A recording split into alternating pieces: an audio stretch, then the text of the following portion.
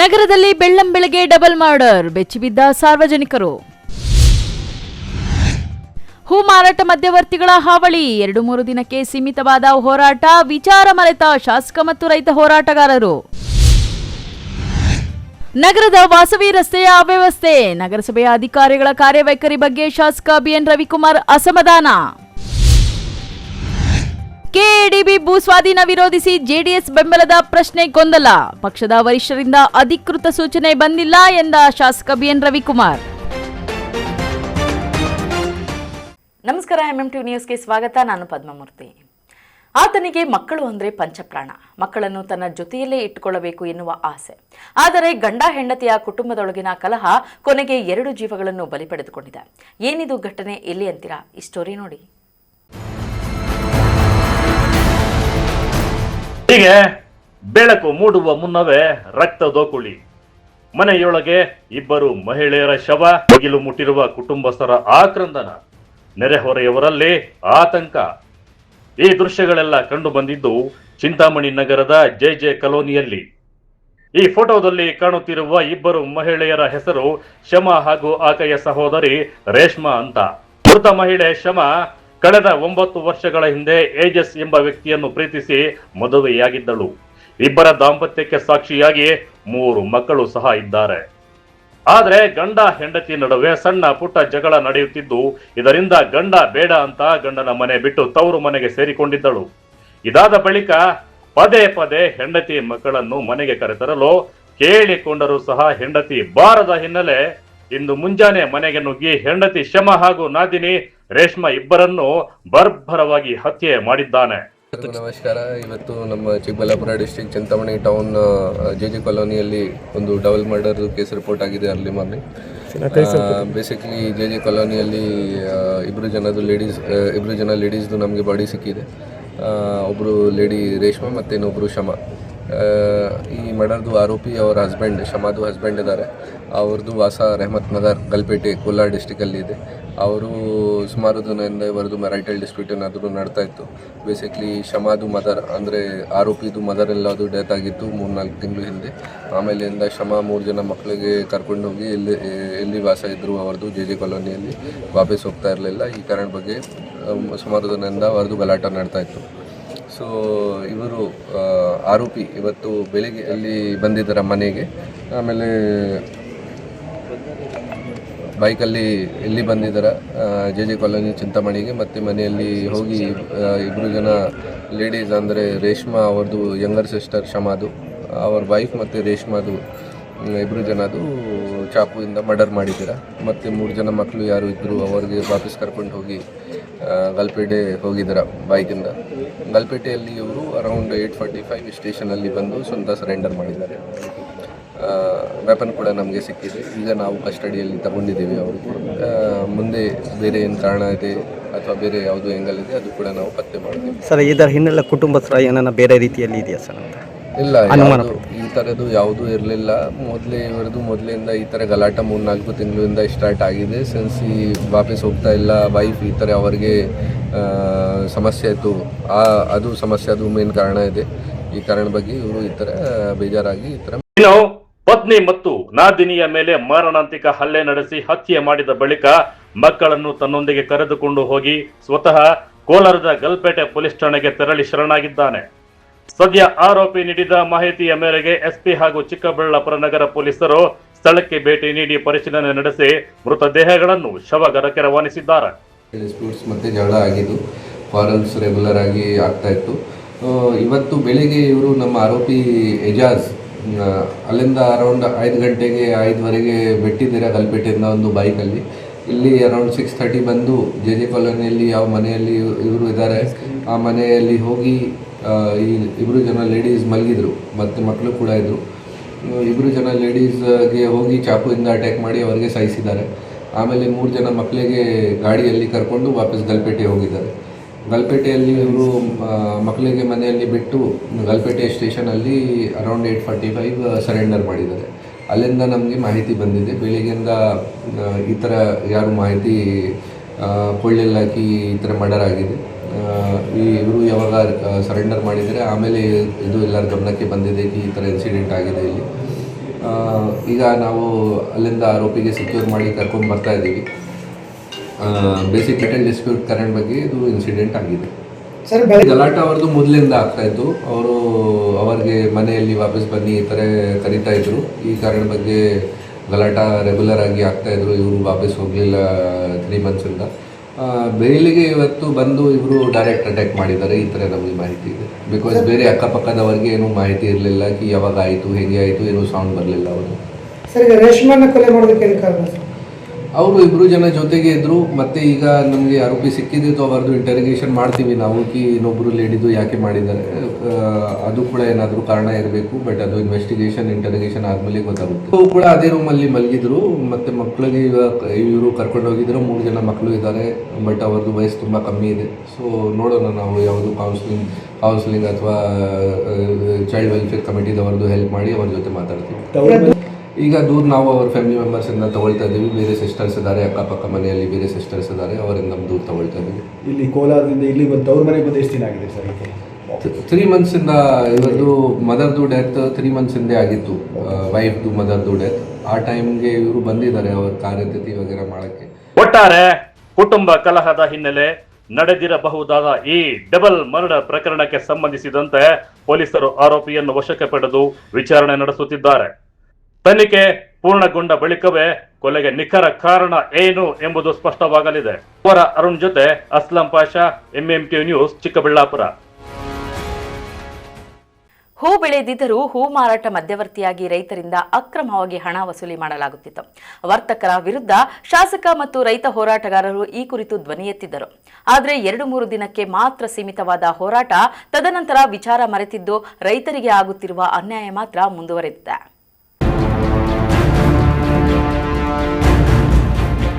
ಹೌದು, ಚಿಕ್ಕಬಳ್ಳಾಪುರದ ಹೂವಿನ ಮಾರುಕಟ್ಟೆಗೆ ಪ್ರತಿನಿತ್ಯ ಸಾವಿರಾರು ರೈತರು ವಿವಿಧ ರೀತಿಯ ಬಗೆಯ ಹೂಗಳನ್ನ ಮಾರಾಟಕ್ಕೆ ತರುತ್ತಾರೆ. ಆದರೆ ಹೂ ಮಾರಾಟದಲ್ಲಿ ರೈತರಿಂದ 10 ಕೆಜಿ ಹೂಗಳಿಗೆ 1 ಕೆಜಿ ಹೂವನ್ನು ತೇವದ ಹೆಸರಿನಲ್ಲಿ ಕಡಿತಗೊಳಿಸಿ ಜೊತೆಗೆ 100 ರೂಪಾಯಿಗೆ 10 ರೂಪಾಯಿ ಎಂಬ ಲೆಕ್ಕದಲ್ಲಿ ಹಣವನ್ನು ಸಹ ಅಕ್ರಮವಾಗಿ ವಸೂಲಿ ಮಾಡುತ್ತಿದ್ದಾರೆ.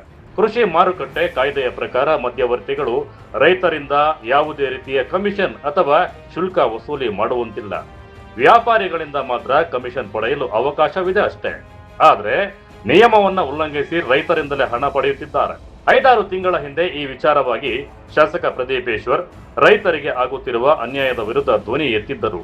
ಅಲ್ಲದೆ ರೈತರಿಂದ ಕಮಿಷನ್ ರೀತಿಯಲ್ಲಿ ಹಣ ವಸೂಲಿ ಮಾಡುತ್ತಿದ್ದ ವರ್ತಕರಿಗೆ ಎಚ್ಚರಿಕೆಯನ್ನು ಸಹ ನೀಡಿದ್ದರು. ನಾನು ಇವ್ರಿಗೆ ವಾರ್ನ್ ಮಾಡ್ತಿದ್ದೀನಿ, ಯಾಕೆಂದ್ರೆ ಅಲ್ಲೆಲ್ಲ ಬಹಳ ವರ್ತಕರು ಕೆಲವರು ಇನ್ಫ್ಲೂಯೆನ್ಸರ್ಸ್ ಇದ್ದಾರೆ.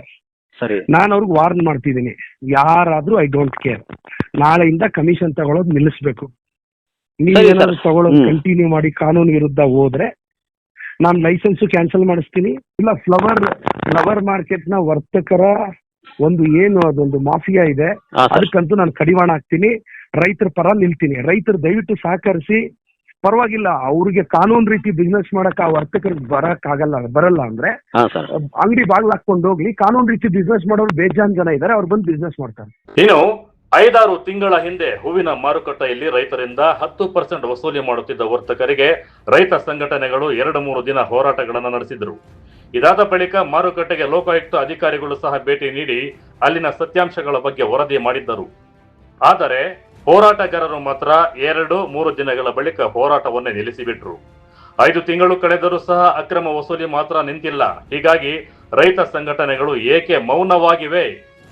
ಶಾಸಕರು ನೀಡಿದ್ದ ಎಚ್ಚರಿಕೆ ಮಾತಿಗಷ್ಟೇ ಸೀಮಿತವಾಯಿತಾ ಎಂಬ ಪ್ರಶ್ನೆಗಳು ಕೇಳಿ ಬರುತ್ತಿವೆ. ಆದರೆ ಈ ಕುರಿತು ರೈತ ಹೋರಾಟಗಾರರನ್ನ ಪ್ರಶ್ನಿಸಿದ್ರೆ ಉತ್ತರಿಸಲಾಗದೆ ಕಕ್ಕಾಬಿಕ್ಕಿಯಾಗಿದ್ದಾರೆ. ನೋಡಿ ಸರ್ ಸ್ನೇಹಿತರೆ, ಹೂವಿನ ಮಾರ್ಕೆಟ್ ವಿಚಾರದಲ್ಲಿ ಅಧಿಕಾರಿಗಳ ಜೊತೆಯಲ್ಲಿ ಒಬ್ಬ ಶಾಸಕರನ್ನು ಕೂಡ ತಂದಂಥದ್ದು ಇದೇ ಹೋರಾಟದ ಸಮಿತಿಯಿಂದನೇ.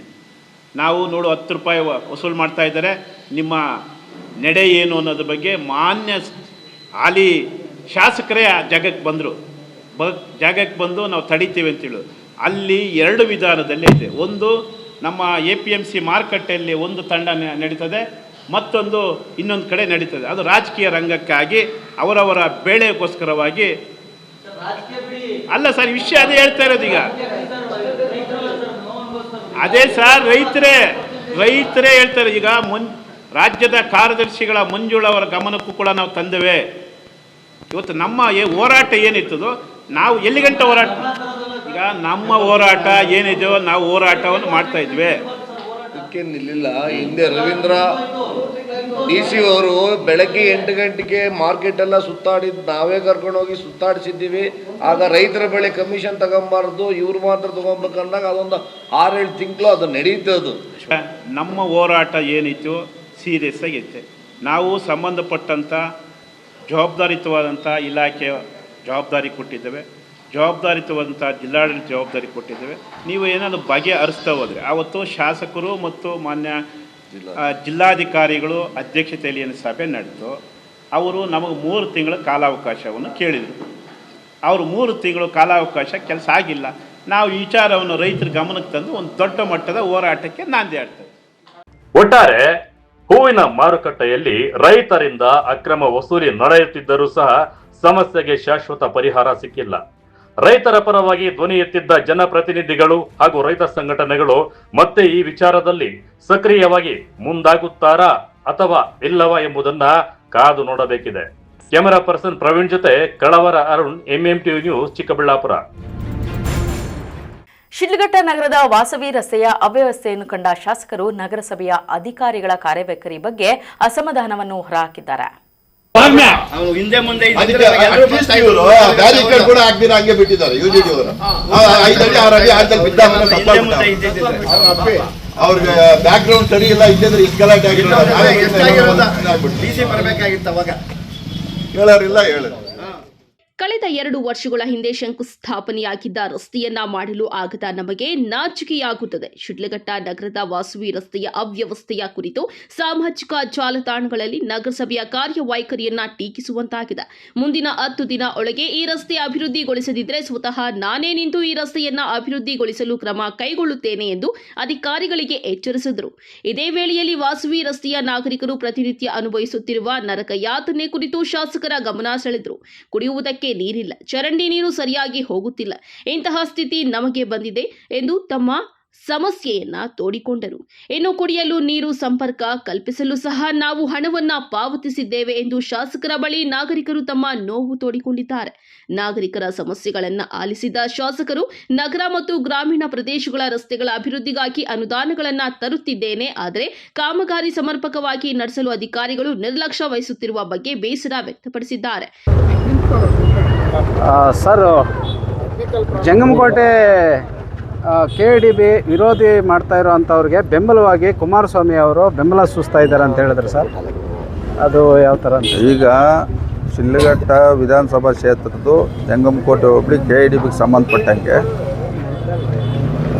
ಮೊನ್ನೆ ಶನಿವಾರ ಈ ರಾಜ್ಯದ ಮಾಜಿ ಮುಖ್ಯಮಂತ್ರಿಗಳು ಕೇಂದ್ರ ಸಚಿವರಾದಂಥ ಕುಮಾರಣ್ಣವ್ರ ಮುಂದೆ ಒಂದು ರೈತರ ಸಂಘದ ಅಧ್ಯಕ್ಷರು ಪದಾಧಿಕಾರಿಗಳು ಆ ಭಾಗದ ರೈತರು ಒಂದು ಸಭೆಯನ್ನು ಮಾಡಿ ಆ ಒಂದು ಸಭೆಯಲ್ಲಿ ಕುಮಾರಣ್ಣವರು ಇದ್ರ ಬಗ್ಗೆ ಸಂಪೂರ್ಣವಾಗಿ ನಮ್ಮ KDB ಅಧಿಕಾರಿಗಳಿಂದ ಮಾಹಿತಿ ತಗೊಂಡು ಮುಂದೆ ಇದಕ್ಕೆ ಯಾವ ರೀತಿ ರೈತರಿಗೆ ಅನುಕೂಲ ಆಗೋಂಥದ್ದನ್ನ ನಾವು ಒಂದು ತೀರ್ಮಾನ ಮಾಡ್ತೀರಿ ಅಂತ ಹೇಳಿದ್ದಾರೆ.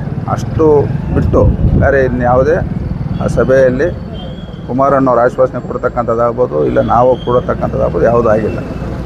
ಈಗ ಶಿಡ್ಲಘಟ್ಟ ನಗರಸಭೆ ವ್ಯಾಪ್ತಿಯಲ್ಲಿ ಇವತ್ತು ವಾಸವಿ ರಸ್ತೆ ಸಂಬಂಧಪಟ್ಟಂಗೆ ಭಾಳಷ್ಟು ಸಮಸ್ಯೆ ಆಗಿದ್ದು, ಈ ಒಂದು ರಸ್ತೆಯಲ್ಲಿ ಇವತ್ತು ಈ ರಸ್ತೆಯಲ್ಲಿ ವಾಸ ಮಾಡ್ತಕ್ಕಂಥ ಗ್ರಾಹಕರಿಗೆ ಮತ್ತು ಈ ಭಾಗದಲ್ಲಿರ್ತಕ್ಕಂಥ ಜನಸಾಮಾನ್ಯರಿಗೆ ತೊಂದರೆ ಆಗಿರೋದನ್ನ ನನ್ನ ಗಮನಕ್ಕೆ ಬಂದಾಗ ಕೂಡಲೇ ಸಂಬಂಧಪಟ್ಟಂತೆ ಇವತ್ತು ನಗರಸಭೆ ಆಯುಕ್ತರು ಮತ್ತು WO ಕರೆಸಿ ಏನಿವತ್ತು ಇಲ್ಲಿರ್ತಕ್ಕಂಥ ಸ್ವಲ್ಪ ಟೆಕ್ನಿಕಲ್ಲಾಗಿ ಪ್ರಾಬ್ಲಮ್ ಆಗಿರೋದ್ರಿಂದ ಇದು ರಸ್ತೆ ಹಾಕೋಂಥದ್ದು ಒಂದೇ ವಿಚಾರ ಅಲ್ಲ, ಇದರಲ್ಲಿ UGD ಕೆಲಸ ಆಗ್ಬೋದು, ಅರ್ಬನ್ ಡಿಪಾರ್ಟ್ಮೆಂಟ್ ಅವ್ರದ್ದು ಕುಡಿಯೋ ನೀರು ಪೈಪ್ಲೈನ್ ಆಗ್ಬೋದು, ಇನ್ನು 2-3 ರೀತಿ ಇವತ್ತು ಇಲ್ಲಿ ಸಮಸ್ಯೆ ಇರೋದನ್ನ ಅವ್ರು ಗಮನ ತಂದಿದ್ದೀರಿ.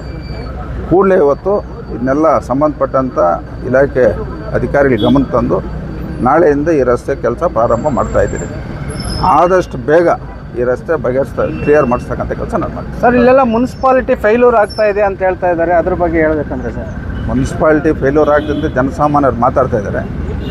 ನಾವು ಅಧಿಕಾರಿಗಳಿಗೆ ಕರೆಸಿ ಮುಂದೆ ಆ ರೀತಿ ಯಾರಿಗೂ ಜನಕ್ಕೆ ತೊಂದರೆ ಆಗ್ತೀರ ನಗರಸಭೆಯವರು ಎಲ್ರಿಗೂ ಸಹಕಾರ ಕೊಡ್ತಕ್ಕಂಥದ್ದು ಮತ್ತು ಅವರ ಹೇಳ್ತಕ್ಕಂಥ ಸಮಸ್ಯೆಗಳು ಅವ್ರು ಹೇಳ್ತಕ್ಕಂಥ ಸಮಸ್ಯೆಗಳನ್ನ ಬಗೆಹರಿಸ್ತಕ್ಕಂಥದ್ದು ನಾನು ಸೂಚನೆಯನ್ನು ಕೊಡ್ತೀನಿ. ಈ ಸಂದರ್ಭದಲ್ಲಿ ತಾಲೂಕು ಬ್ರಾಹ್ಮಣರ ಸಂಘದ ಅಧ್ಯಕ್ಷ ಎಸ್ ರವಿ, ಆರ್ಯ ವೈಶ್ಯ ಮಂಡಳಿಯ ಅಧ್ಯಕ್ಷ ಮಹೇಶ್, ತಾಲೂಕು ಪಂಚಾಯಿತಿಯ ಮಾಜಿ ಅಧ್ಯಕ್ಷ ಲಕ್ಷ್ಮೀನಾರಾಯಣ ರೆಡ್ಡಿ, ಗುತ್ತಿಗೆದಾರ ಕೆಬಿ ಮಂಜುನಾಥ್, ನಗರಾಭಿವೃದ್ಧಿ ಇಲಾಖೆಯ ಎಇಇ ಮಾಧವಿ, ನಗರಸಭೆಯ ಪೌರಾಯುಕ್ತೆ ಅಮೃತ, ಜೆಡಿಎಸ್ ಮುಖಂಡ ರಮೇಶ್, ರಾಜೇಶ್ ಇನ್ನಿತರರು ಉಪಸ್ಥಿತರಿದ್ದರು. ತಮೀಂ ಪಾಷಾ, ಎಂಎಂಟಿವಿ ನ್ಯೂಸ್, ಶಿಡ್ಲಘಟ್ಟ. ಇದೀಗ ಬ್ರೇಕ್ ನಂತರ ಎಂಎಂಟಿವಿ ನ್ಯೂಸ್ ಮುಂದುವರಿಯುತ್ತದೆ.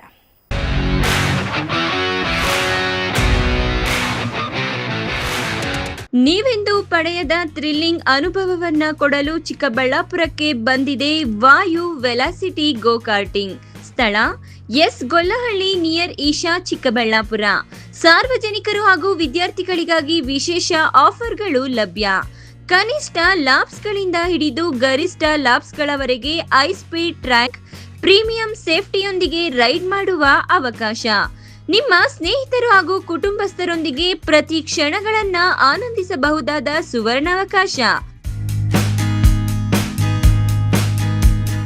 ಇನ್ನೇಕೆ ತಡ, ನಿಮ್ಮ ರೋಮಾಂಚನಕಾರಿ ರೈಡ್ಗಾಗಿ ಹಿಂದೆ ಬುಕ್ ಮಾಡಿ. ಹೆಚ್ಚಿನ ಮಾಹಿತಿಗಾಗಿ ಸಂಪರ್ಕಿಸಿ 8861572096 9482482934.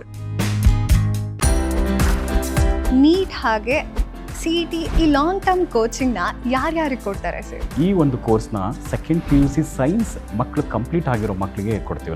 ನಮ್ಮ ಎಕ್ಸೆಲ್ ಅಕಾಡೆಮಿಕ್ಸ್ ಬೆಂಗಳೂರಿನಲ್ಲಿ ಲಾಂಗ್ ಟರ್ಮ್ ಕೋಚಿಂಗಿಗೆ ವ್ಯವಸ್ಥೆ ಯಾವ ಥರ ಇದೆ? ಮಾರ್ನಿಂಗ್ 8 ಇಂದ ಈವ್ನಿಂಗ್ 4:30ವರೆಗೂ ಕೋಚಿಂಗ್ ವ್ಯವಸ್ಥೆ ಇರುತ್ತೆ. 4:30 ಒಳಗಡೆ ಡೈಲಿ ಟೆಸ್ಟ್ನ ಕಂಡಕ್ಟ್ ಮಾಡ್ತೀವಿ. ಎಕ್ಸೆಲ್ ಅಕಾಡೆಮಿಕ್ಸ್ ಬೆಂಗಳೂರಿಗೆ ಬೇರೆ ಬೇರೆ ಜಿಲ್ಲೆಗಳಿಂದ, ರಾಜ್ಯಗಳಿಂದ ಕೂಡ ವಿದ್ಯಾರ್ಥಿಗಳು ಬರ್ತಾರೆ. ಒಂದೇ ಕಡೆ ಹಾಸ್ಟೆಲ್, ಒಂದೇ ಕಡೆ ಕೋಚಿಂಗ್ ಇರುತ್ತೆ ನಮ್ಮ ವ್ಯವಸ್ಥೆಯಲ್ಲಿ. ಟೈಮ್ ಮ್ಯಾನೇಜ್ಮೆಂಟ್ಗೆ OMR ಶೀಟ್ ಫಿಲ್ ಮಾಡೋದಕ್ಕೆ ಎಕ್ಸ್ಟ್ರಾ ಪ್ರಾಕ್ಟೀಸ್ ಏನಾದರೂ ಮಾಡಿಸ್ತಾ ಇದ್ದೀರಾ? 50% ಫೇಲ್ಯೂರ್ ಆಗೋದು ಅದರಲ್ಲೇ ಹಾಕ್ತಾರೆ. ಡೈಲಿ ಟೆಸ್ಟ್ನ ನಾವು ವಿತ್ OMR ಶೀಟಲ್ಲೇ ಕೊಡ್ತಾ ಹೋಗ್ತೀನಿ.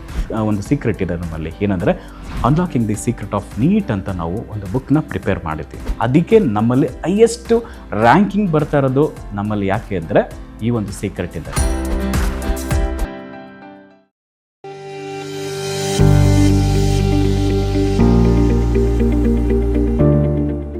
ಆರೋಗ್ಯ ಕ್ಷೇತ್ರದಲ್ಲಿ ಕ್ರಾಂತಿ ಮೂಡಿಸಲು ಬಂದಿದೆ ಯುವರ್ ಹೆಲ್ತ್ ಪಾರ್ಟ್ನರ್ ಸಿದ್ವೀನ್ ಹಾಸ್ಪಿಟಲ್. ಸ್ಥಳ ದೊಡ್ಡಪಚನೆ ಮನೆ ರಸ್ತೆ, ಚಿಕ್ಕಬಳ್ಳಾಪುರ. ಅತ್ಯಾಧುನಿಕ ಸೌಲಭ್ಯಗಳನ್ನು ಹೊಂದಿರುವ ಮಲ್ಟಿ ಸ್ಪೆಷಾಲಿಟಿ ಆಸ್ಪತ್ರೆ. ನಮ್ಮಲ್ಲಿ clinical services, critical and emergency care, surgical services, diagnostic services ಇನ್ನಿತರ ಸೌಲಭ್ಯಗಳು ಲಭಿಸಲಿದೆ.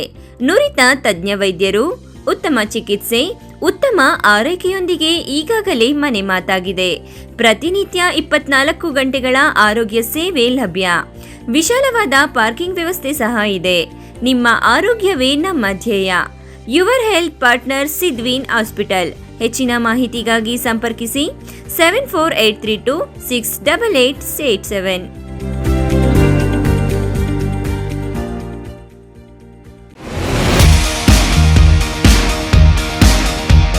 ಚಿಕ್ಕಬಳ್ಳಾಪುರದಲ್ಲಿ ಅಪ್ಪಟ ದಾವಣಗೆರೆ ಶೈಲಿಯಲ್ಲಿ ರಸದೌತಣ ನೀಡಲು ಬಂದಿದೆ ಸುಚಿ ದಾವಣಗೆರೆ ಬೆಣ್ಣೆ ದೋಸೆ ಕಾರ್ನರ್. ಸ್ಥಳ ವಿನಾಯಕ ಡ್ರೈವಿಂಗ್ ಸ್ಕೂಲ್ ಹತ್ತಿರ, ಶಿಡ್ಲಘಟ್ಟ ರಸ್ತೆ, ಚಿಕ್ಕಬಳ್ಳಾಪುರ. ನಮ್ಮಲ್ಲಿ ಸಾಂಪ್ರದಾಯಿಕವಾಗಿ ಸೌದೆ ಒಲೆಯಲ್ಲಿ ತಯಾರಿಸಲಾದ ದಾವಣಗೆರೆ ಶೈಲಿಯ ಬೆಣ್ಣೆ ದೋಸೆ, ಪುಡಿ ಮಸಾಲೆ, ಮಸಾಲೆ ದೋಸೆ ಇನ್ನಿತರ ದೋಸೆಗಳೊಂದಿಗೆ ಸ್ಪೆಷಲ್ ಮಿರ್ಚಿ ಗಿರ್ಮಿಟ್ ದೊರೆಯುತ್ತದೆ. ಜೊತೆಗೆ ರುಚಿ ರುಚಿಯಾದ ಬೆಳಗಿನ ಉಪಹಾರ, ಮಧ್ಯಾಹ್ನದ ಊಟ ಸಹ ಲಭ್ಯ. ವಿಶೇಷ ಸೂಚನೆ: ಎಲ್ಲ ರೀತಿಯ ಶುಭ ಸಮಾರಂಭಗಳಿಗೆ ಸ್ಥಳದಲ್ಲಿಯೇ ವಿಶೇಷ ದಾವಣಗೆರೆ ಬೆಣ್ಣೆ ದೋಸೆಯ ಕ್ಯಾಟರಿಂಗ್ ಸಹ ಲಭ್ಯ. ಇನ್ನೇಕೆ ತಡ, ಹಿಂದೆ ಭೇಟಿ ಕೊಡಿ. ಅಪ್ಪಟ ದಾವಣಗೆರೆ ಬೆಣ್ಣೆ ದೋಸೆಯನ್ನು ಸವಿದು ಆನಂದಿಸಿ. ಹೆಚ್ಚಿನ ಮಾಹಿತಿಗಾಗಿ ಸಂಪರ್ಕಿಸಿ 8431796020.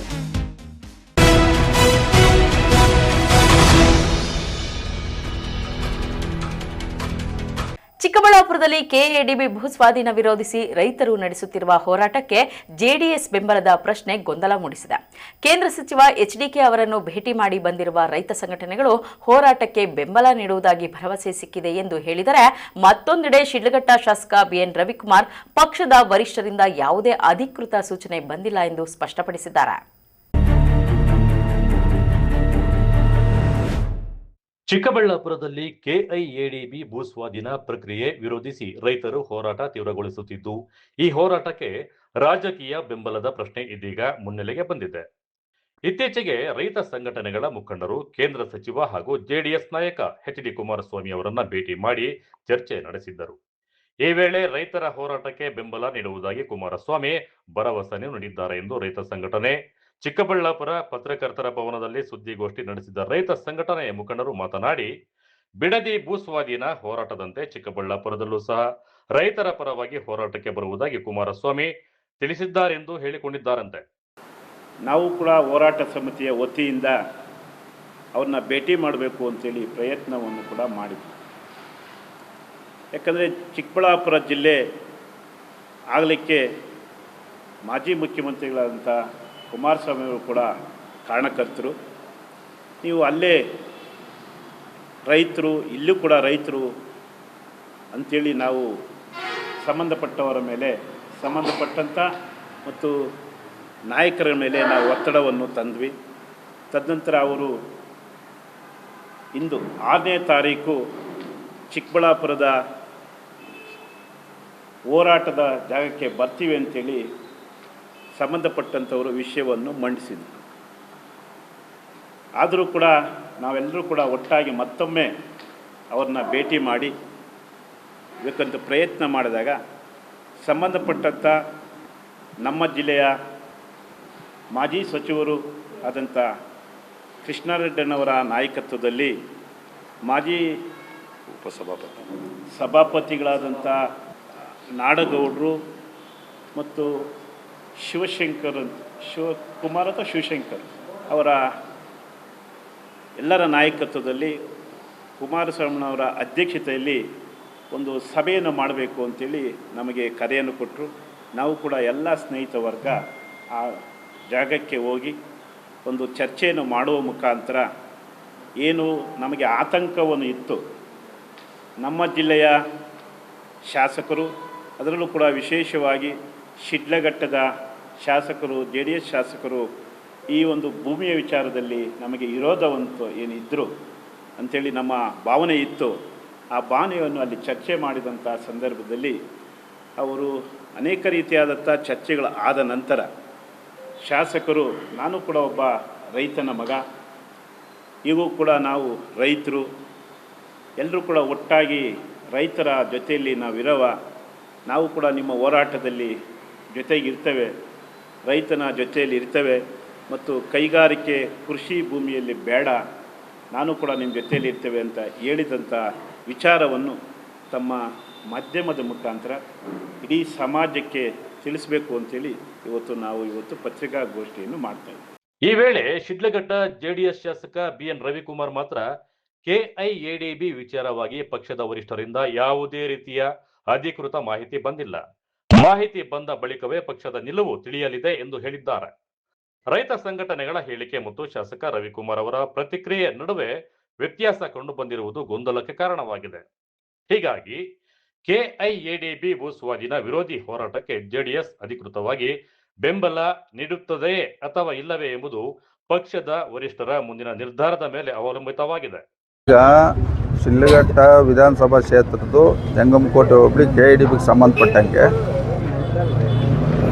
ಮೊನ್ನೆ ಶನಿವಾರ ಈ ರಾಜ್ಯದ ಮಾಜಿ ಮುಖ್ಯಮಂತ್ರಿಗಳು ಕೇಂದ್ರ ಸಚಿವರಾದಂಥ ಕುಮಾರಣ್ಣವ್ರ ಮುಂದೆ ಒಂದು ರೈತರ ಸಂಘದ ಅಧ್ಯಕ್ಷರು, ಪದಾಧಿಕಾರಿಗಳು, ಆ ಭಾಗದ ರೈತರು ಒಂದು ಸಭೆಯನ್ನು ಮಾಡಿ ಆ ಒಂದು ಸಭೆಯಲ್ಲಿ ಕುಮಾರಣ್ಣವರು ಇದ್ರ ಬಗ್ಗೆ ಸಂಪೂರ್ಣವಾಗಿ ನಮ್ಮ KIDB ಅಧಿಕಾರಿಗಳಿಂದ ಮಾಹಿತಿ ತಗೊಂಡು ಮುಂದೆ ಇದಕ್ಕೆ ಯಾವ ರೀತಿ ರೈತರಿಗೆ ಅನುಕೂಲ ಆಗೋಂಥದ್ದನ್ನ ನಾವೊಂದು ತೀರ್ಮಾನ ಮಾಡ್ತೀರ ಅಂತ ಹೇಳಿದ್ದಾರೆ. ಅಷ್ಟು ಬಿಟ್ಟು ಬೇರೆ ಇನ್ಯಾವುದೇ ಆ ಸಭೆಯಲ್ಲಿ ಕುಮಾರಣ್ಣವ್ರ ಆಶ್ವಾಸನೆ ಕೊಡ್ತಕ್ಕಂಥದ್ದಾಗ್ಬೋದು, ಇಲ್ಲ ನಾವು ಕೊಡತಕ್ಕಂಥದ್ದಾಗ್ಬೋದು, ಯಾವುದೂ ಆಗಿಲ್ಲ. ಒಟ್ಟಾರೆ ಕೆಐಎಡಿಬಿ ಭೂಸ್ವಾಧೀನ ವಿರೋಧಿ ಹೋರಾಟಕ್ಕೆ ಸಂಬಂಧಿಸಿದಂತೆ ರೈತ ಸಂಘಟನೆ ಹಾಗೂ JDS ನಾಯಕರ ಹೇಳಿಕೆಗಳಲ್ಲಿ ಭಿನ್ನತೆ ಕಂಡುಬಂದಿದ್ದು, ಮುಂದಿನ ದಿನಗಳಲ್ಲಿ ಪಕ್ಷದ ಅಧಿಕೃತ ನಿಲುವು ಏನಾಗಲಿದೆ ಎಂಬುದರತ್ತ ರೈತರ ಗಮನ ನೆಟ್ಟಿದೆ. ಕ್ಯಾಮೆರಾ ಪರ್ಸನ್ ಪ್ರವೀಣ್ ಜೊತೆ ಕಳವರ ಅರುಣ್, MMT ನ್ಯೂಸ್, ಚಿಕ್ಕಬಳ್ಳಾಪುರ. ಕೇಂದ್ರದ 15ನೇ ಹಣಕಾಸು ಆಯೋಗ ಅನುದಾನದಡಿ ಆಯುಷ್ಮಾನ್ ಆರೋಗ್ಯ ಕೇಂದ್ರ ಕಟ್ಟಡ ನಿರ್ಮಾಣ ಕಾಮಗಾರಿಗೆ ಸಂಸದ ಡಾಕ್ಟರ್ ಕೆ ಸುಧಾಕರ್ ಭೂಮಿ ಪೂಜೆ ನೆರವೇರಿಸಿದರು. ತಾಲೂಕು ಒಂದಕ್ಕೇನೆ ಸುಮಾರು 8 ಆರೋಗ್ಯ 10 ಆರೋಗ್ಯ ಮಂದಿರಗಳನ್ನು ನಿಮಗೆ ಕೊಟ್ಟಿದ್ದೀವಿ. ಅಂದರೆ 6.5 ಕೋಟಿ ರೂಪಾಯಿ. ಒಂದೊಂದು ಆರೋಗ್ಯ ಮಂದಿರ ತಗುಲುವ ವೆಚ್ಚ ಎಷ್ಟು? 65 ಲಕ್ಷ. ಇಷ್ಟು 65 ಲಕ್ಷ ಕೂಡ ನಮ್ಮ ಕೇಂದ್ರ ಸರ್ಕಾರದಿಂದಾನೇ ಕೊಡೋದು, ರಾಜ್ಯ ಸರ್ಕಾರದಿಂದ ಏನೂ ಇಲ್ಲ. ಗೌರಿಬಿದನೂರು ತಾಲೂಕಿನ ತೊಂಡೇಬಾವಿ ಹೋಬಳಿ ಪೋತೇನಹಳ್ಳಿ ಗ್ರಾಮದಲ್ಲಿ ಆಯೋಜಿಸಲಾಗಿದ್ದ ಕೇಂದ್ರದ 15ನೇ ಹಣಕಾಸು ಆಯೋಗ ಅನುದಾನದಡಿ ಆಯುಷ್ಮಾನ್ ಆರೋಗ್ಯ ಕೇಂದ್ರ ಕಟ್ಟಡ ನಿರ್ಮಾಣ ಕಾಮಗಾರಿ ಸಂಸದ ಡಾಕ್ಟರ್ ಕೆ ಸುಧಾಕರ್ ಭೂಮಿ ಪೂಜೆ ನೆರವೇರಿಸಿ ಮಾತನಾಡಿದ ಅವರು, ಆರೋಗ್ಯ ಕ್ಷೇತ್ರಕ್ಕೆ ಕೇಂದ್ರ ಸರ್ಕಾರ ವಿಶೇಷ ಒತ್ತು ನೀಡುತ್ತಿದೆ.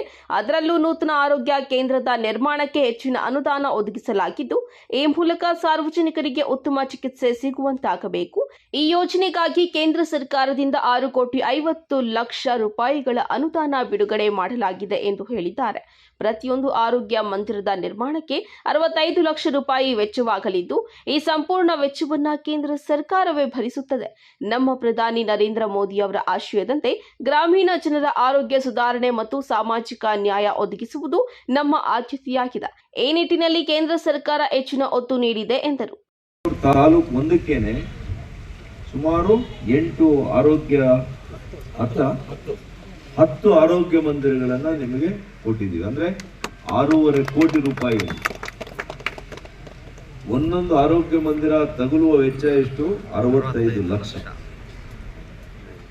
ಇಷ್ಟು 65 ಲಕ್ಷ ಕೂಡ ನಮ್ಮ ಕೇಂದ್ರ ಸರ್ಕಾರದಿಂದಾನೇ ಕೊಡೋದು, ರಾಜ್ಯ ಸರ್ಕಾರದಿಂದ ಏನೂ ಇಲ್ಲ. 100% ಫಂಡ್ ಇದು ನಮ್ಮ central government fund.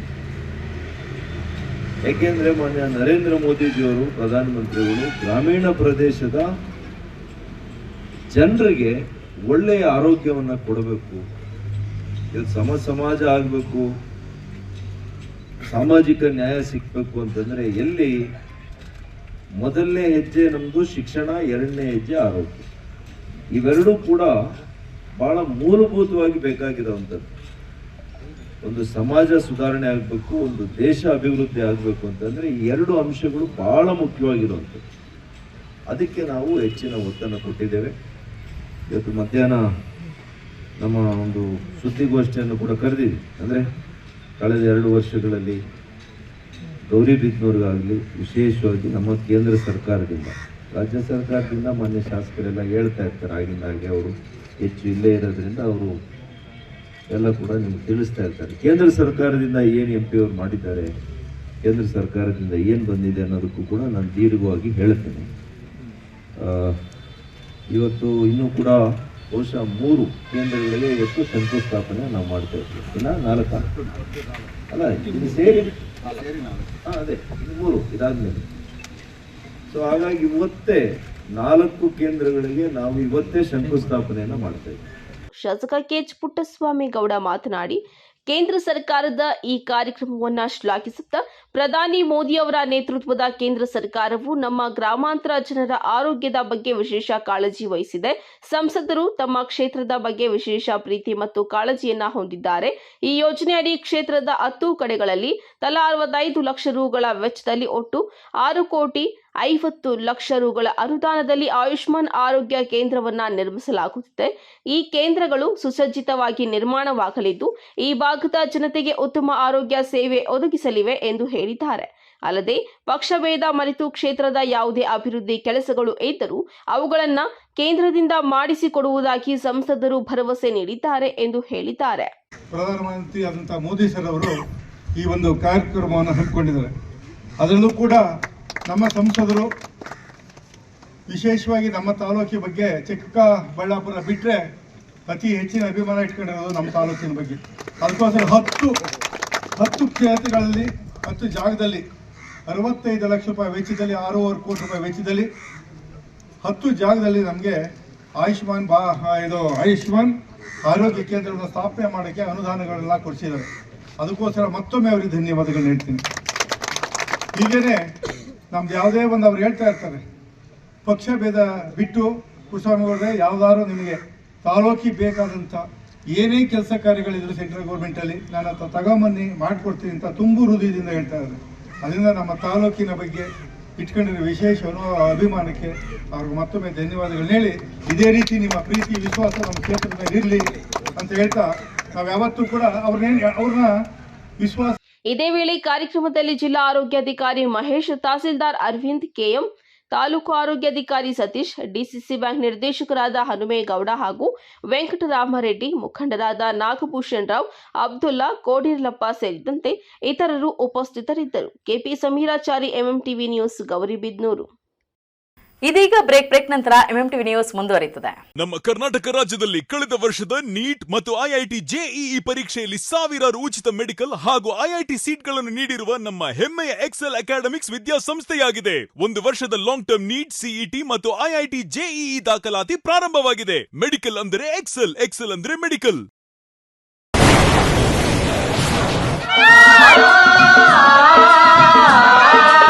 Kaveri borewells Chikkaballapur ಜಿಲ್ಲೆಯಾದ್ಯಂತ ಬೋರ್ವೆಲ್ ಕೊರೆಸುವ ಸಮಸ್ತ ಆತ್ಮೀಯ ರೈತ ಬಾಂಧವರಿಗೆ ಕಾವೇರಿ ಬೋರ್ವೆಲ್ಸ್ನ ನಿಮ್ಮ ಯುವ ರೈತ ಬಾಂಧವ ಅಡ್ಡಗಲ್ ಪಾತೂರ್ ಅಮರೀಶ್ ರವರ ವತಿಯಿಂದ ಸಂತಸದ ಸುದ್ದಿ.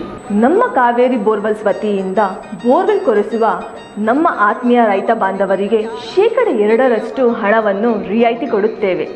ಹಾಗೆಯೇ ಮತ್ತೊಂದು ಸಂತಸ ಸುದ್ದಿ ಎಂದರೆ ನಮ್ಮ ಕಾವೇರಿ ಬೋರ್ವೆಲ್ಸ್ ವತಿಯಿಂದ ಬೋರ್ವೆಲ್ ಕೊರೆಸುವ ನಮ್ಮ ಪ್ರೀತಿಯ ರೈತ ಬಾಂಧವರಿಗೆ ಬೋರ್ವೆಲ್ ಕೊರೆಸುವಾಗ ನೀರು ಬಾರದಿದ್ದಲ್ಲಿ ಅಥವಾ ಬೋರ್ವೆಲ್ ಫೇಲ್ಯೂರ್ ಆದಲ್ಲಿ 25% ಹಣವನ್ನು ರಿಯಾಯಿತಿ ಕೊಡುತ್ತೇವೆ. Transport charge, meal charge, welding charge, collar charge, cab charge ಸೇರಿದಂತೆ ಇನ್ನಿತರ ಯಾವುದೇ ಚಾರ್ಜ್ಗಳು ಇರುವುದಿಲ್ಲ. ಮಾನಸ ಆಸ್ಪತ್ರೆ, ಬಿಬಿ ರಸ್ತೆ, ಚಿಕ್ಕಬಳ್ಳಾಪುರ.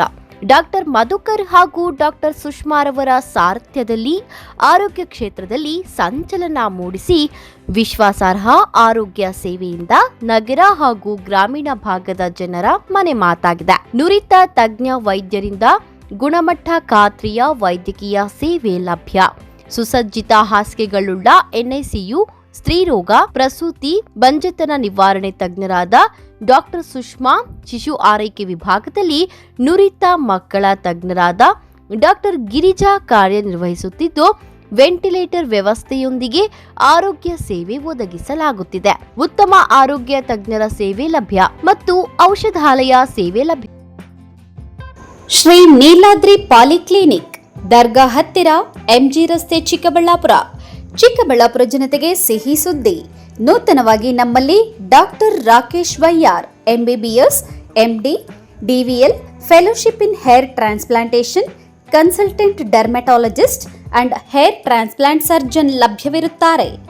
ನಮ್ಮಲ್ಲಿ ದೊರೆಯುವ ಸೌಲಭ್ಯಗಳು chemical peeling, electrocautery, radio frequency, nail surgery, lasers hair removal, acne scar reduction, pigmentation, carbon peel, GFC and PRP, hair transplant, micro needling ಮಾಡಲಾಗುತ್ತದೆ.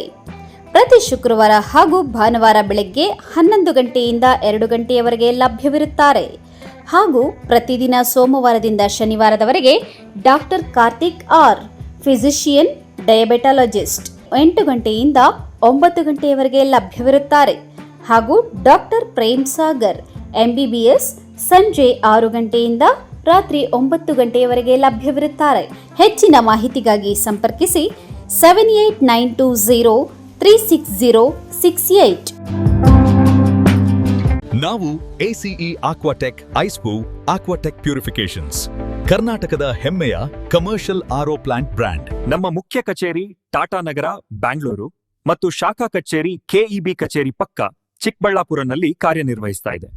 ನಾವು ಕಮರ್ಷಿಯಲ್ ಆರ್ಒ ಪ್ಲಾಂಟ್ಸ್ಗಳ ಸೇಲ್ಸ್, ಡಿಸೈನ್, ಸಪ್ಲೈ, ಇನ್ಸ್ಟಾಲೇಷನ್ ಮತ್ತು ಸರ್ವಿಸ್ ಸೇವೆಗಳನ್ನ ಉನ್ನತ ಗುಣಮಟ್ಟ ಮತ್ತು ನವೀನ ತಂತ್ರಜ್ಞಾನದಿಂದ ಒದಗಿಸ್ತಿವೆ. ಸಂಪೂರ್ಣ ಕರ್ನಾಟಕದಾದ್ಯಂತ commercial RO plants sales and service ಲಭ್ಯ.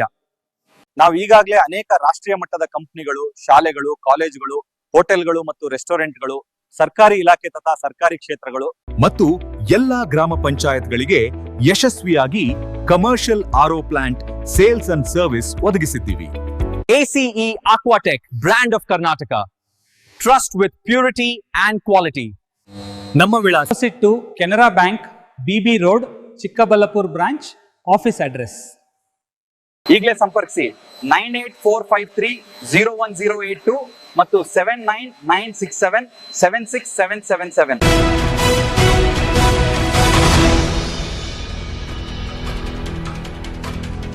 ಜಿಲ್ಲಾಸ್ಪತ್ರೆಯಲ್ಲಿ ಚಿಕಿತ್ಸೆ ಪಡೆಯುತ್ತಿದ್ದ ರೋಗಿಯೊಬ್ಬರು ಮೃತಪಟ್ಟಿದ್ದು, ಆಸ್ಪತ್ರೆಯ ಡಿ ಗ್ರೂಪ್ ಸಿಬ್ಬಂದಿಯ ನಿರ್ಲಕ್ಷ್ಯವೇ ಸಾವಿಗೆ ಕಾರಣ ಎಂದು ಮೃತರ ಸಂಬಂಧಿಕರು ಗಂಭೀರ ಆರೋಪ ಮಾಡಿದ್ದಾರೆ. ಕುಪಿತಗೊಂಡ ಸಂಬಂಧಿಕನೊಬ್ಬ ಆಸ್ಪತ್ರೆ ಸಿಬ್ಬಂದಿಗೆ ಕಪಾಳ ಮೋಕ್ಷ ಮಾಡಿದ ಘಟನೆ ನಡೆದಿದ್ದು, ಕೆಲಕಾಲ ಉದ್ವಿಗ್ನ ವಾತಾವರಣ ನಿರ್ಮಾಣವಾಗಿತ್ತು.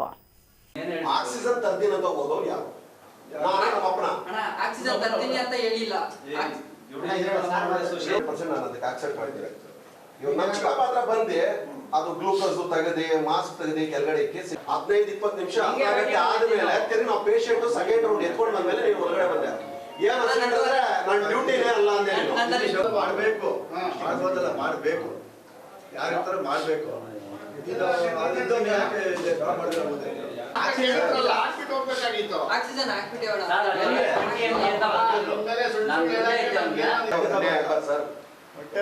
ಇಷ್ಟು ದೊಡ್ಡ ಹಾಸ್ಪಿಟಲ್, ಇಷ್ಟು ಅನುಕೂಲವಾಗಿದೆ. ನಮ್ ಅಟ್ಲೀಸ್ಟ್ ಆರ್ಟ್ಗೆ ಇದಾದ ತಕ್ಷಣ ಇಷ್ಟು ಎಮರ್ಜೆನ್ಸಿಗೆ ಆದ್ರೆ ನಾವು ಮಾಡಕ್ ಇದ್ದಿಲ್ಲ. ನಾವು ಡಿಸ್ಟ್ರಿಕ್ಟ್ ಹಾಸ್ಪಿಟಲ್ ಮಾಡ. ಹೀಗೆ ರೋಗಿಯ ಆರೋಗ್ಯ ಗಂಭೀರವಾಗಿದ್ದರೂ ಸಿಬ್ಬಂದಿ ಸಮಯಕ್ಕೆ ಸ್ಪಂದಿಸಲಿಲ್ಲ.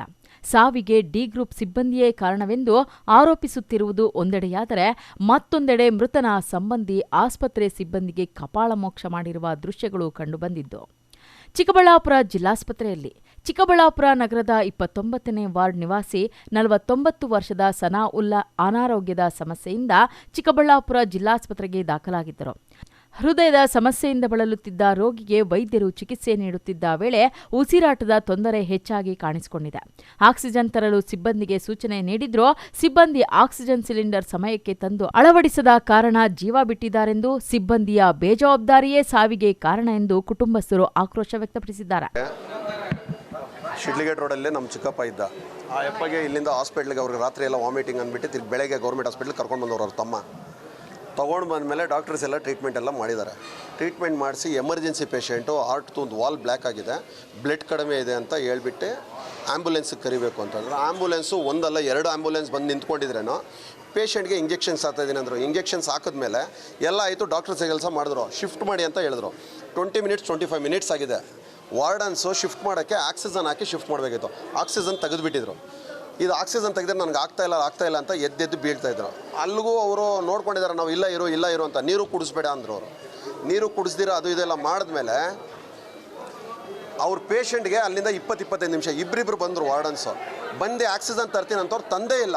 ಆಮೇಲೆ ಡಾಕ್ಟ್ರ್ ಬಂದು ಫಸ್ಟ್ ಜಲ್ದಿ ಶಿಫ್ಟ್ ಮಾಡಿ ಎಮರ್ಜೆನ್ಸಿ ಪೇಷೆಂಟ್ ಅಂತ ಡಾಕ್ಟ್ರ್ ಹೇಳಿದ್ರೆ, ಸೆಕೆಂಡ್ ಶಿಫ್ಟಿಗೆ ಬಂದ ಹುಡುಗ ಸೀದಾ ಎತ್ಕೊಂಡು ಇನ್ನೂ ನಾವು ಆಂಬುಲೆನ್ಸ್ ಹತ್ರ ಹೋಗಿ ಅಲ್ಲ ಮಾಡೋಷ್ಟೊತ್ತಿಗೆ ಅವ್ರಿಗೆ ಆಗ್ತಾಯಿಲ್ಲ.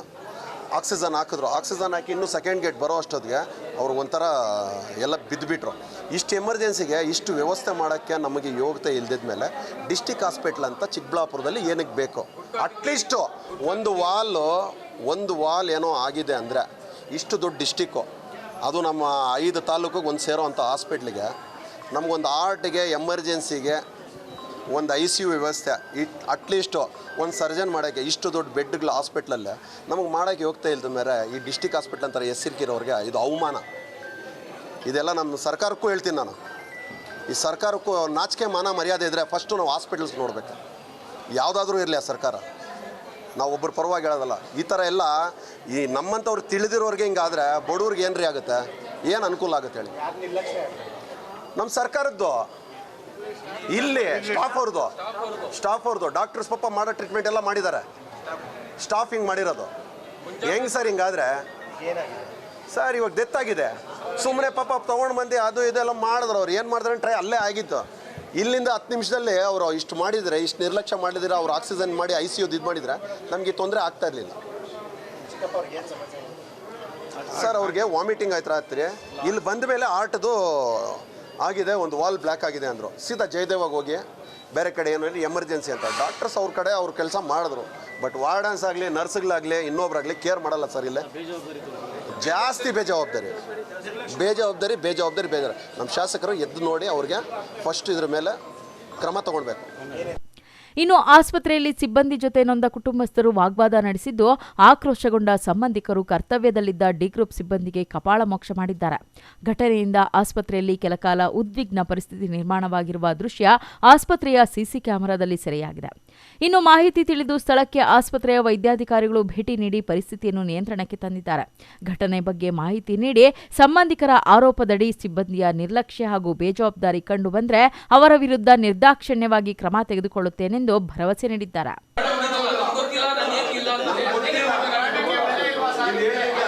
15-20 ನಿಮಿಷ ಆದ್ಮೇಲೆ ತಿರುಗಿ ನಾವು ಪೇಷಂಟ್ ಸೆಕೆಂಡ್ ರೌಂಡ್ ಎತ್ಕೊಂಡು ಬಂದ್ಮೇಲೆ ನೀವು ಹೊರಗಡೆ ಬಂದೆ.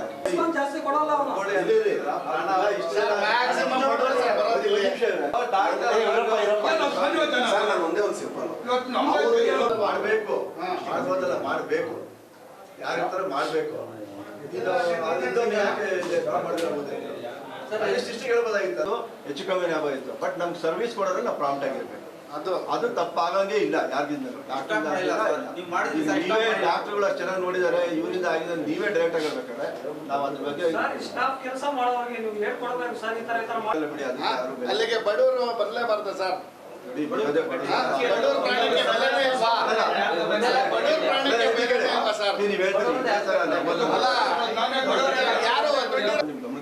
ಯಾಕಂದ್ರೆ ಆಕ್ಷನ್ ತಗೊಳ್ಳೋದು ನನ್ನ ಕೈಲಿಲ್ಲ. ಅವ್ರ ಮೇಲಾಧಿಕಾರಿ ಬಂದ ತಕ್ಷಣ ಅವ್ರಿಗೆ ಇನ್ಫಾರ್ಮ್ ಮಾಡಿ ಇದೆಲ್ಲ ಕಂಪ್ಲೀಟ್ ವರದಿ ಕೊಡ್ತೀನಿ. ಬಟ್ ಅದಕ್ಕೆ ಮುಂಚೆ ಒಂದು ರೈಟಿಂಗ್ ಕೊಡಿ ಸರ್. ಅಷ್ಟೊತ್ತವರೆಗೆ ಬರಕ್ಕೆ ಹೇಳಿ ಸರ್. ಬರ್ತೇನೆ ಹೇಳಿದ್ರಲ್ಲ, ಎಷ್ಟೊತ್ತಾಗುತ್ತೋ ನಾವು ವೇಟ್ ಮಾಡ್ತೀವಿ. ನಾವು ವೇಟ್ ಮಾಡ್ತೀವಿ, ಪರವಾಗಿಲ್ಲ. ರೈಟಿಂಗ್ ಕೊಡಿ, ಕೊಡ್ತೀವಿ ಸರ್.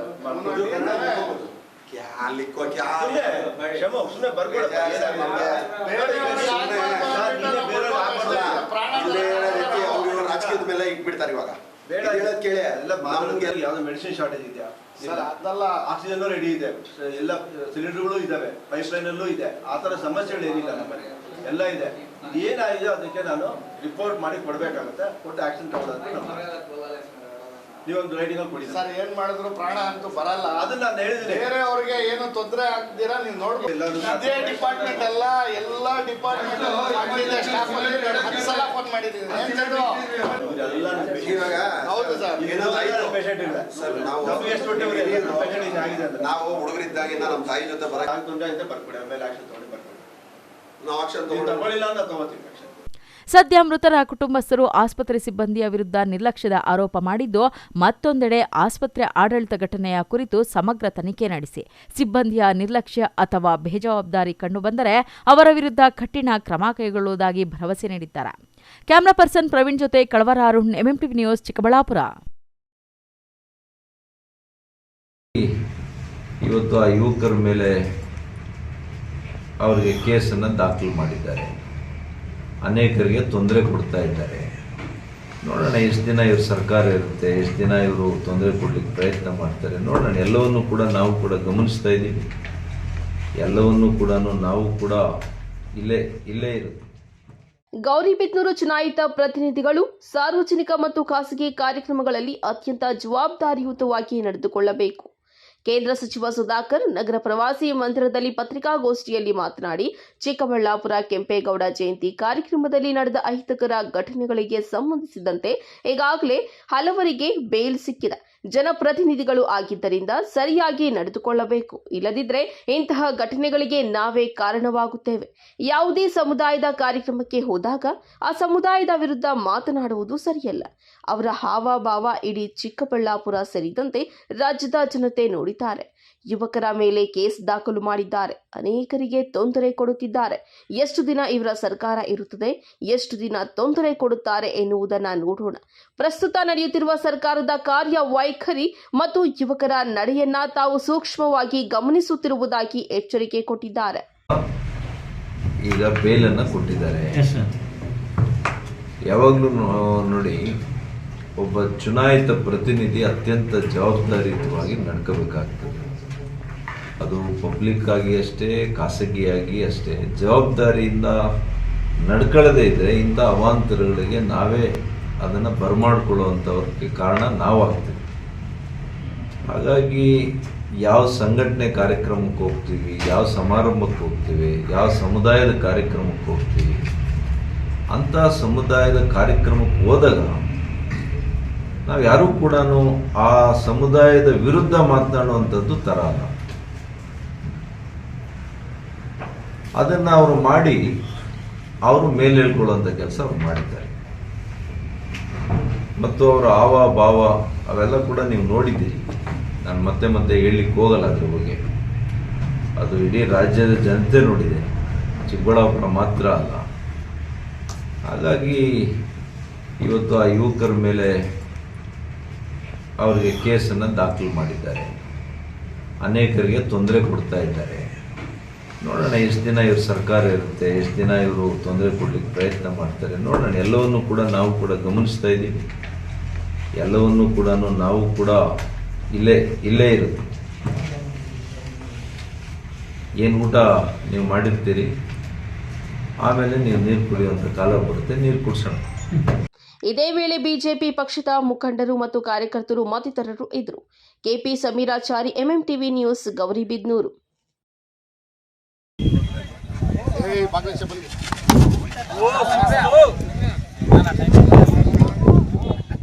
ಬಾಗೇಪಲ್ಲಿ ತಾಲೂಕಿನ ಬಿಳ್ಳೂರು ಗ್ರಾಮದ ಶ್ರೀ ಕಂಬಲಕ್ಷ್ಮೀ ನರಸಿಂಹಸ್ವಾಮಿ ದೇವಾಲಯದಲ್ಲಿ ಬಿಜೆಪಿಯ ವಿವಿಧ ಮುಖಂಡರ ನೇತೃತ್ವದಲ್ಲಿ ಕ್ರಿಕೆಟ್ ಟೂರ್ನಿಯ ವಿಷಯವಾಗಿ ವಿಶೇಷ ಪೂಜೆ ಸಲ್ಲಿಸಲಾಯಿತು. ಬಿಜೆಪಿ ರಾಜ್ಯ ಕಾರ್ಯದರ್ಶಿ ಸಿ ಮುನಿರಾಜು ಮಾತನಾಡಿ, ಬಿಳ್ಳೂರು ಗ್ರಾಮ ಪಂಚಾಯಿತಿಯ ಬಿಜೆಪಿ ಪಕ್ಷದ ಪದಾಧಿಕಾರಿಗಳು, ಅಭಿಮಾನಿಗಳ ಮಾರ್ಗದರ್ಶನದಲ್ಲಿ ಗ್ರಾಮ ಪಂಚಾಯಿತಿ ವ್ಯಾಪ್ತಿಯ ಮೊಟ್ಟಮೊದಲ ಪಂದ್ಯಾವಳಿಗೆ ಚಾಲನೆ ನೀಡಲಾಗಿದ್ದು, ಈ ಕ್ರಿಕೆಟ್ ಪಂದ್ಯಾವಳಿಗಳು ವಿಧಾನಸಭಾ ಕ್ಷೇತ್ರ ವ್ಯಾಪ್ತಿಯಲ್ಲಿ ಸತತ 3 ತಿಂಗಳು ನಡೆಯಲಿವೆ. ಪ್ರಧಾನಿ ನರೇಂದ್ರ ಮೋದಿ ಅವರು ಕೇಂದ್ರ ಸರ್ಕಾರದ ಚುಕ್ಕಾಣಿ ಹಿಡಿದು 12 ವರ್ಷಗಳನ್ನು ಪೂರೈಸುವುದು ಹಾಗೂ ಬಿಎಸ್ ಯಡಿಯೂರಪ್ಪ ಸಾರ್ವಜನಿಕ ಜೀವನದಲ್ಲಿ 50 ವರ್ಷ ಪೂರ್ಣಗೊಳಿಸಿದ್ದು, ದಣಿವರಿಯದ ಧೀಮಂತ ಜನನಾಯಕ, ರೈತ ಬಂಧು, ಆದರಣೀಯ ಬಿಎಸ್ವೈ ಸಾಧನೆಗಳನ್ನು ಸಾರ್ವಜನಿಕರಲ್ಲಿ ಜಾಗೃತಿ ಮೂಡಿಸುವ ಸಲುವಾಗಿ ಹಾಗೂ ಯುವಕರನ್ನ ಉತ್ತೇಜಿಸುವ ಸಲುವಾಗಿ ಬಾಗೇಪಲ್ಲಿ ಚೇಳೂರು ತಾಲೂಕು ವ್ಯಾಪ್ತಿಯ 25 ಗ್ರಾಮ ಪಂಚಾಯಿತಿ ಹಾಗೂ ಗುಡಿಬಂಡೆ ತಾಲೂಕಿನ 8 ಗ್ರಾಮ ಪಂಚಾಯಿತಿ, ಪುರಸಭೆ ಹಾಗೂ ಪಟ್ಟಣ ಪಂಚಾಯಿತಿ ವ್ಯಾಪ್ತಿಯಲ್ಲಿ ನಮೋ ಬಿಎಸ್ವೈ ಕ್ರಿಕೆಟ್ ಕಪ್ ಟೂರ್ನಿಯನ್ನು ಹಮ್ಮಿಕೊಳ್ಳಲಾಗಿದೆ ಎಂದು ಹೇಳಿದ್ದಾರೆ. ಪ್ರಧಾನಮಂತ್ರಿಗಳು ಕಳೆದ 12 ವರ್ಷಗಳಿಂದ ಸುದೀರ್ಘ ಕಾಲ ದೇಶವನ್ನು ಮುನ್ನಡೆಸಿಕೊಂಡೋಗಿ ಇಡೀ ವಿಶ್ವದಲ್ಲೇ ನಮ್ಮ ದೇಶವನ್ನು ಕೊಂಡೊಯ್ದಿದ್ದಾರೆ. ಅವರ ಹೆಸರಿನಲ್ಲಿ ಮತ್ತು ಧೀಮಂತ ನಾಯಕರು, ರೈತಪರ ಹೋರಾಟಗಾರರು, 4 ಬಾರಿ ಮುಖ್ಯಮಂತ್ರಿಗಳಾಗಿ ಪ್ರಮಾಣವಚನ ಮಾಡಿ ರೈತರ ಮನದಲ್ಲಿರ್ತಕ್ಕಂಥ, ಪ್ರತಿ ಮಹಿಳೆಯರ ಮನದಲ್ಲಿರ್ತಕ್ಕಂಥ ನಮ್ಮ ಮಾಜಿ ಮುಖ್ಯಮಂತ್ರಿಗಳಾದಂಥ ಸನ್ಮಾನ್ಯ BS ಯಡಿಯೂರಪ್ಪನವರ ಒಂದು 50 ವರ್ಷಗಳ ಸುದೀರ್ಘ ರಾಜಕೀಯ ಜೀವನದ ಒಂದು ಕಾರ್ಯಕ್ರಮದ ನಿಮಿತ್ತ ಅವರ ಹೆಸರಿನಲ್ಲಿ ನಮೋ BSY ಕ್ರಿಕೆಟ್ ಕಪ್ ಅಂತ ಬಾಗೇಪಲ್ಲಿ ವಿಧಾನಸಭಾ ಕ್ಷೇತ್ರದಲ್ಲಿ ಯುವಕರಿಗೆ ಒಂದು ಆದ್ಯತೆ ಕೊಡಬೇಕು ಅನ್ನೋದು ಏನು ದೇಶದ ಪ್ರಧಾನಮಂತ್ರಿಗಳಾಗಿರ್ಬೋದು ಮತ್ತು ರಾಜ್ಯದ ನಮ್ಮ ಮಾಜಿ ಮುಖ್ಯಮಂತ್ರಿಗಳಾದಂಥ ಯಡಿಯೂರಪ್ಪಜಿಯವರಾಗಿರ್ಬೋದು, ಈಗಿನ ರಾಜ್ಯದ ಅಧ್ಯಕ್ಷರಾದಂಥ ಸನ್ಮಾನ್ಯ BY ವಿಜಯೇಂದ್ರ ಅವರಿರ್ಬೋದು, ನಮ್ಮೆಲ್ಲರ ಅವರ ಆಶೀರ್ವಾದದಿಂದ ಈ ಕಾರ್ಯಕ್ರಮನ ಮಾಡಬೇಕು ಅಂತ ಯೋಜನೆ ಮಾಡಿದ್ದೀವಿ. ಈ ಒಂದು ಕಾರ್ಯಕ್ರಮನ ಮೊಟ್ಟ ಮೊದಲನೇ ಬಾರಿಗೆ ಪಂಚಾಯಿತಿ ಮಟ್ಟದಲ್ಲಿ, ಎಲ್ಲ ಪಂಚಾಯಿತಿಯಲ್ಲಿ, ಬೂತ್ ಮಟ್ಟದಲ್ಲಿ, ಪ್ರತಿ ಗ್ರಾಮದಲ್ಲಿ ಯುವಕರಿಗೆ ಒಂದು ಆದ್ಯತೆ ಸಿಗಬೇಕು. ಅವರ ಒಂದು ಕ್ರೀಡೆ ಒಂದು ಅವರ ಗ್ರಾಮಕ್ಕೆ ಮೀಸಲಾಗಿರಬಾರ್ದು. ಇದು ತಾಲೂಕ್ ಲೆವೆಲ್ಗೆ ತಗೊಂಡೋಗ್ಬೇಕು, ಅವ್ರನ್ನ ಡಿಸ್ಟಿಕ್ ಲೆವೆಲಲ್ಲಿ ಗುರುತಿಸ್ಕೋಬೇಕು. ಯಾರು ಕ್ರೀಡೆ ಚೆನ್ನಾಗಿ ಆಡ್ತಾರೆ ಅವ್ರಿಗೆಲ್ಲ ಒಳ್ಳೆ ಹೆಸರು ಸಿಗಬೇಕು, ಅವಕಾಶಗಳು ಸಿಗಬೇಕು ಅನ್ನೋ ಉದ್ದೇಶ ಇಟ್ಕೊಂಡು ಪಂಚಾಯಿತಿ ಮಟ್ಟದಲ್ಲಿ ಪ್ರತಿ ಪಂಚಾಯಿತಿಯಲ್ಲೂ ಕೂಡ ಒಂದು ಕ್ರೀಡೆಯನ್ನ ಆಯೋಜನೆ ಮಾಡಿದ್ದೀವಿ. ಅದು ಯಾವ ರೀತಿ ಅಂತ ತಮ್ಗೆಲ್ರಿಗೂ ಈಗಾಗಲೇ ಕರಪತ್ರದ ಮುಖಾಂತರ ಆ ಒಂದು ಪಾಂಪ್ಲೆಟ್ ಅನ್ನ ಮನೆ ಮನೆಗೂ ತಲುಪಿಸಿ ಎಲ್ಲ ಯುವಕರಿಗೂ ಸೇರಿದೆ. ಅದು ಪ್ರತಿ ಗ್ರಾಮದಲ್ಲಿ ಇರ್ತಕ್ಕಂಥವರು ಆ ತಂಡ ಪಂಚಾಯತಿ ಮಟ್ಟದಲ್ಲಿ ಬಂದು ಆ ಪಂಚಾಯತಿ ಮಟ್ಟದಲ್ಲಿ ಫಸ್ಟ್ ಬಹುಮಾನ, ಸೆಕೆಂಡ್ ಬಹುಮಾನ, 3ನೇ ಬಹುಮಾನ ಅಂತ ಏನು ಇಟ್ಟಿದ್ದೀವಿ. ಅಲ್ಲಿ ಯಾರು ಗೆದ್ದಿರ್ತಕ್ಕಂಥವ್ರು, ಪಂಚಾಯತಿ ಮಟ್ಟದಲ್ಲಿ ಯಾರು ಪ್ರಥಮ ಬಹುಮಾನ ಯಾರು ಬಂದಿರ್ತಾರೆ ಅವರನ್ನ ವಿಧಾನಸಭಾ ಕ್ಷೇತ್ರದಲ್ಲಿ ಇಡೀ 33 ಗ್ರಾಮ ಪಂಚಾಯತ್ಗಳು ಸೇರಿ, ಯಾಕಂದ್ರೆ ಚೇಳೂರು ತಾಲೂಕು ಇರ್ಬೋದು, ಬಾಗೇಪಲ್ಲಿ ತಾಲೂಕು ಇರ್ಬೋದು, ಮತ್ತೆ ಗುಡಬಂಡೆ ತಾಲೂಕು ಇರ್ಬೋದು, ಎಲ್ಲ ತಾಲೂಕಿಗೆ ಸಂಬಂಧಪಟ್ಟಂತ 33 ಪಂಚಾಯತಿಗಳು ಮತ್ತು ಪ್ಲಸ್ ಟೌನ್ ಪುರಸಭೆ ಮತ್ತು ಪಟ್ಟಣ ಪಂಚಾಯತಿ ಬಾಗೇಪಲ್ಲಿ ಮತ್ತು ಗುಡಬಂಡೆ ಎಲ್ಲ ಸೇರಿ 36 ತಂಡಗಳನ್ನ ವಿಧಾನಸಭಾ ಕ್ಷೇತ್ರದಲ್ಲಿ ಒಂದು ದೊಡ್ಡ ಕಾರ್ಯಕ್ರಮ, ದೊಡ್ಡ ಒಂದು ವೇದಿಕೆ ಸೃಷ್ಟಿ ಮಾಡಿ, ಅಲ್ಲಿ ಉತ್ತಮವಾದ ಒಂದು ಗ್ರೌಂಡ್ ಅನ್ನ ಸೃಷ್ಟಿ ಮಾಡಿ ಎಲ್ಲ ಯುವಕರನ್ನೆಲ್ಲ ಸೇರಿಸಿ ಒಳ್ಳೆಯ ಒಂದು ಕ್ರೀಡೋತ್ಸವವನ್ನು ಮಾಡಬೇಕು ಅಂತ ಆ ಒಂದು ಕಾರ್ಯಕ್ರಮಕ್ಕೆ ಯಡಿಯೂರಪ್ಪನವರು ಇರ್ಬೋದು, ವಿಜೇಂದ್ರ ಇರ್ಬೋದು, ಇನ್ನು ಅನೇಕ ಸೆಲೆಬ್ರಿಟಿಗಳನ್ನ ನಮ್ಮ ಈ ಭಾಗದ ನಾಯಕರುಗಳನ್ನ ಈ ಸಂದರ್ಭದಲ್ಲಿ ಬಿಜೆಪಿ ಮಂಡಲಾಧ್ಯಕ್ಷ ಆರ್ ಪ್ರತಾಪ್, ತಾಲೂಕು ಪಂಚಾಯಿತಿ ಮಾಜಿ ಸದಸ್ಯ ಸುಧಾಕರ ರೆಡ್ಡಿ, ಮುಖಂಡರಾದ ಆರ್ ವೆಂಕಟೇಶ್, ಸೀತಾರಾಮ ನಾಯಕ್, ಶ್ರೀರಾಮ, ಜಿನ್ನಿ ಮತ್ತಿತರರು ಇದ್ದರು. P Manjunath Reddy, MMTV news, Bagepalli.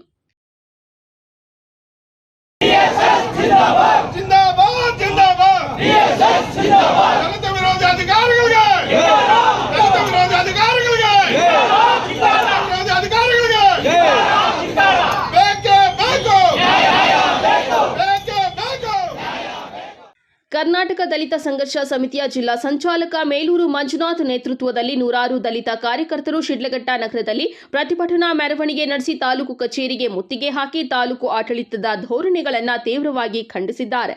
Karnataka Dalit Sangharsha ಸಮಿತಿಯ ಜಿಲ್ಲಾ ಸಂಚಾಲಕ ಮೇಲೂರು ಮಂಜುನಾಥ್ ಮಾತನಾಡಿ, ದೇಶಕ್ಕೆ ಸ್ವಾತಂತ್ರ್ಯ ಬಂದು 79 ವರ್ಷಗಳು ಕಳೆದರೂ ಸಹ ದಲಿತರು ನಿವೇಶನ, ವಸತಿ ಮತ್ತು ಸಂವಿಧಾನ ಹಕ್ಕುಗಳಿಗಾಗಿ ಹೋರಾಟ ಮಾಡುವ ಪರಿಸ್ಥಿತಿ ಈಗಲೂ ಜೀವಂತವಾಗಿದೆ ಎಂದು ತೀವ್ರ ಆಕ್ರೋಶ ವ್ಯಕ್ತಪಡಿಸಿದ್ದಾರೆ.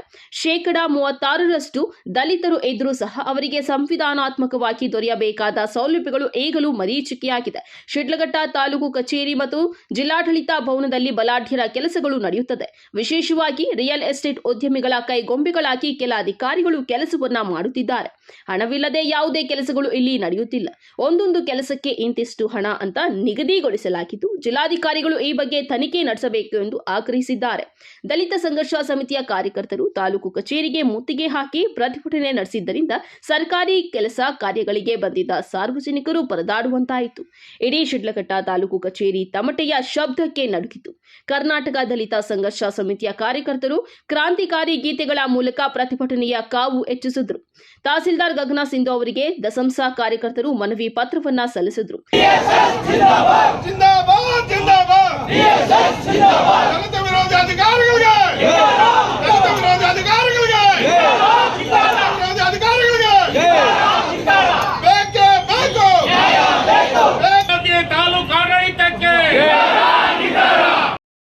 ಸ್ವಾತಂತ್ರ್ಯ ಬಂದು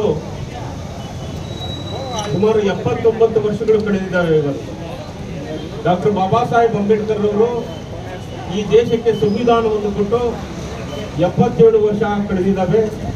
ಸಂವಿಧಾನದಲ್ಲಿ ಇವತ್ತು ಪರಿಶಿಷ್ಟ ಜಾತಿ, ಪರಿಶಿಷ್ಟ ಪಂಗಡ, ಹಿಂದುಳಿದ ಮತ್ತು ಅಲ್ಪಸಂಖ್ಯಾತರಿಗೆಲ್ಲರೂ ಸಹ ಸಾಕಷ್ಟು ಸವಲತ್ತುಗಳನ್ನ ಕೊಟ್ಟಿದ್ದಾರೆ.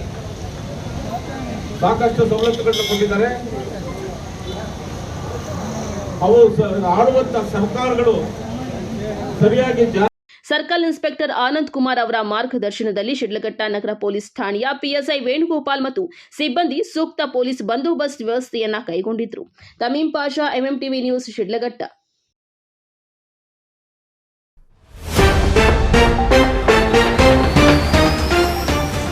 ನಗರದಲ್ಲಿ ಬೆಳ್ಳಂಬೆಳಗ್ಗೆ ಡಬಲ್ ಮರ್ಡರ್, ಬೆಚ್ಚಿಬಿದ್ದ ಸಾರ್ವಜನಿಕರು. ಹೂ ಮಾರಾಟ ಮಧ್ಯವರ್ತಿಗಳ ಹಾವಳಿ, 2-3 ದಿನಕ್ಕೆ ಸೀಮಿತವಾದ ಹೋರಾಟ, ವಿಚಾರ ಮರೆತ ಶಾಸಕ ಮತ್ತು ರೈತ ಹೋರಾಟಗಾರರು. ನಗರದ ವಾಸವಿ ರಸ್ತೆಯ ಅವ್ಯವಸ್ಥೆ, ನಗರಸಭೆಯ ಅಧಿಕಾರಿಗಳ ಕಾರ್ಯವೈಖರಿ ಬಗ್ಗೆ ಶಾಸಕ ಬಿಎನ್ ರವಿಕುಮಾರ್ ಅಸಮಾಧಾನ. ಕೆಎಡಿಬಿ ಭೂ ಸ್ವಾಧೀನ ವಿರೋಧಿಸಿ ಜೆಡಿಎಸ್ ಬೆಂಬಲದ ಪ್ರಶ್ನೆ ಗೊಂದಲ, ಪಕ್ಷದ ವರಿಷ್ಠರಿಂದ ಅಧಿಕೃತ ಸೂಚನೆ ಬಂದಿಲ್ಲ ಎಂದ ಶಾಸಕ ಬಿಎನ್ ರವಿಕುಮಾರ್. ವಿಶ್ವಾಸಾರ್ಹ ಸುದ್ದಿಗಳಿಗಾಗಿ ತಪ್ಪದೆ ವೀಕ್ಷಿಸಿ ಎಂಎಂಟಿವಿ ನ್ಯೂಸ್.